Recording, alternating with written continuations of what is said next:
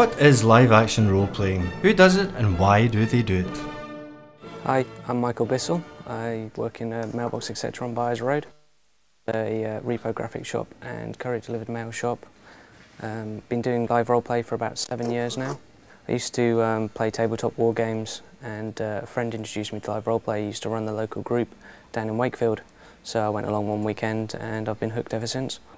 Well, my name is Gordon. The one reason why I got into this was through doing role-playing. That would be Dungeons and Dragons, all that kind of stuff, Hero Quest, you know, all the old games throughout.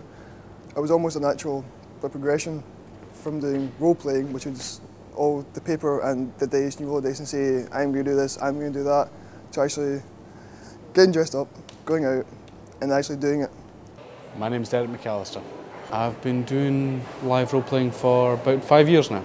My girlfriend at the time was wandering down the street in a green cloak, which she liked to wear. One of the boys downstairs saw her wearing this, wondered if she was interested in it, and invited her along to one of the events. I went along with her and kind of got hooked from there. Used to play tabletop role-playing, Dungeons and Dragons, Hero Quest, that sort of thing, many years before. To start live action roleplay, you need some basic kit. You need a costume. Depending on what character type you're playing, you might need a sword or a staff if you're a mage. A few props, nothing too major. You could probably, if you want to be a warrior, you could probably start the hobby for about £60, getting a sword and just a basic kit of bits and pieces out of a charity shop.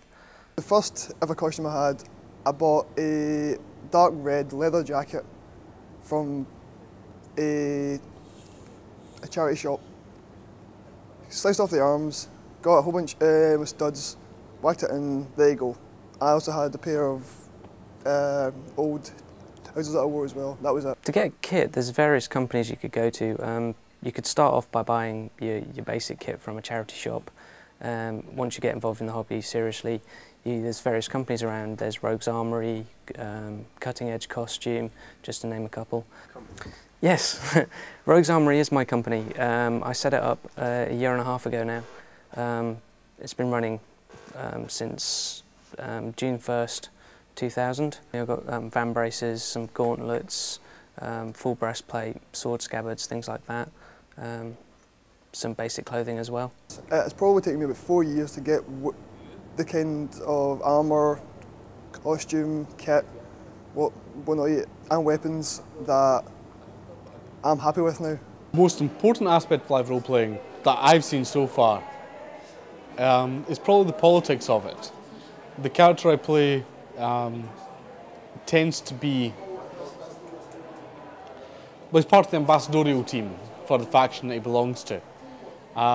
As such, I get a direct input into how we deal with other factions, what the opinion is of other groups, and ultimately whether we come to war or not. The most important thing, I think the individual is going to be different for each person. For myself, it's the social aspect of it, plus the role-playing. There can be, on occasions, a very good laugh. There also can be very, very serious moments of role-playing, and that's what makes it all worthwhile. I get a lot of stuff out of it. I enjoy donning another character and getting dressed up, running around the woods being a fool, really.